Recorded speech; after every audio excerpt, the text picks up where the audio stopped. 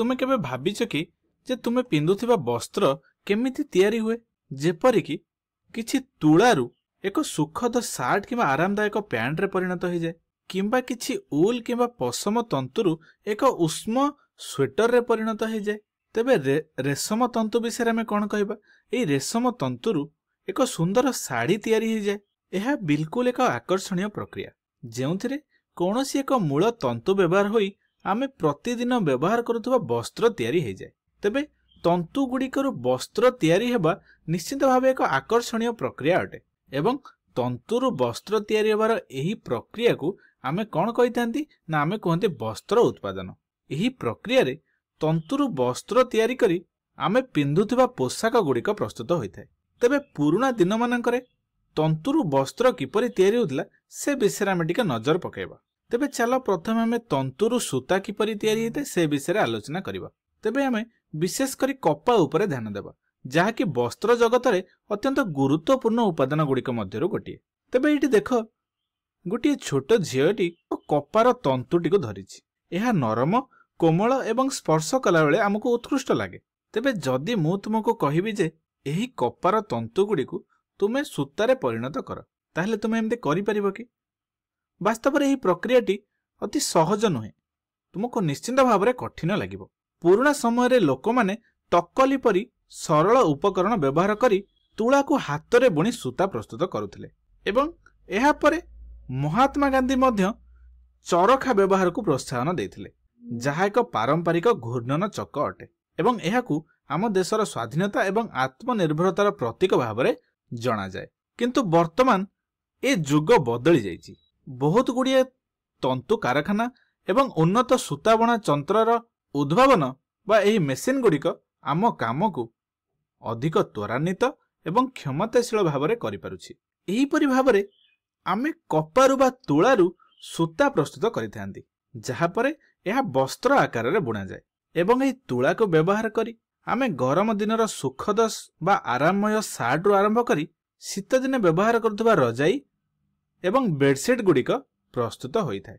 एवं एही परि केवल कपा नुहे अनेक शताब्दी धरी लोक माने विभिन्न प्राकृतिक तंतुर व्यवहार मध्य करुथिले एवं आमे आगरु मध्य आलोचना करिसेंती जे केमिति पुराना जुगरे लोक माने झोट को व्यवहार करी दौड़ी रे परिणत करुथिले। एही काम हमको देखिया पई तो सहज लागिथाय किंतु एही काम करिवा पई अत्यधिक कौशल एवं सहनशीलतार आवश्यक रहिथाय। सौभाग्यवशत आजिकालीर उन्नत मेसिन एही प्रक्रिया को सहज एवं दृढ़ वस्त्र उत्पादन रे सहायक भूमिका नौछि। तेबे चलो वर्तमान आमे सूतारू वस्त्र किपरि तयारी हुए से विषय आलोचना करिबा। वर्तमान तुमे किछि शीत वस्त्र गुड़ी को लक्ष्य कर। यह किछि स्वेटर हो पारे किंबा किछि मफलर मध्य हो पारे। तुमे जदि केबे ध्यान देइथिबो तेबे देखिथिबो जे एही पोशाक गुड़िक तुला ठारू बा कपा ठारू संपूर्ण भिन्न अटे कारण एगुड़िक पशम सूतारू प्रस्तुत होइथाय अथवा तुलारू प्रस्तुत होइथाय जहा कि उष्णता बा गरम को धरी रखिबारे सहायता करे एवं एही पशम सूता गुड़ी को आमे बुणी एथिरु विभिन्न वस्त्र तयारी करिथांती। एही वस्त्र बुणीबा अनेक समय हाथ करा जाए एवं बेले बेले एहाकू मेसिन द्वारा मध्य करा जायथाय एवं मेसिन द्वारा करा जायथिबारु एगुड़िक अधिक जल्दी आमको होइथाय। किंतु पशमर हाथ बुणा तंतु गुड़िक एबे भी अत्यंत मूल्यवान अटे। भारतर बहु अंचल मध्य वर्तमान पारंपरिक लुगाबुणा कौशल जारी रही। जदि आमे ओडिशा को लक्ष्य करिबा ओडिशार संबलपुर सोनपुर एवं ब्रह्मपुर भली स्थान रे कुशल कारीगर माने अति सुंदर हाथ बुणा वस्त्र गुड़िक तैयारी करती एवं जानी रख जे एगुड़िक आंतर्जातीय मान्यता धारण करिथाय एवं समग्र भारत रे एवं विदेश रे मध्य एगुड़िक अनेक ख्याति अर्जन करछंती। वर्तमान पार्श्वस्थ चित्र रे तुमे ओडिशार हाथ बुणा साड़ी को देखि पारछ। आधुनिक मेसिन रे तंतु बुणीबा सत्वे वर्तमान मध्य हाथ बुणा वस्त्र एक अलग चाहिदा रहिछि।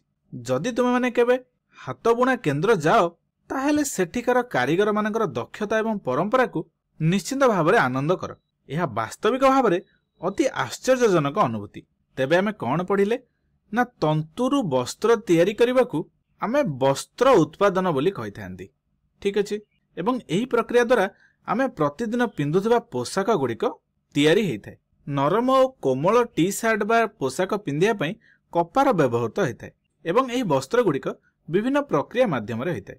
पुराना दिन रे तकली ଏବଂ ଚରଖା ଦ୍ୱାରା ଆମେ ତନ୍ତୁରୁ ସୂତା ପ୍ରସ୍ତୁତ କରୁଥିଲେ। ଭାରତର ପାରମ୍ପରିକ ଲୁଗାବୁଣା କୌଶଳ ଅତ୍ୟନ୍ତ ସମୃଦ୍ଧ ଅଟେ। ବିଶେଷ କରି ଓଡ଼ିଶାର ସମ୍ବଲପୁର, ସୋନପୁର ଏବଂ ବ୍ରହ୍ମପୁର ଆଦି ଏରିଆରେ ଲୁଗାବୁଣା କୌଶଳ ଏବେ ବି ଆକର୍ଷଣୀୟ ଅଟେ।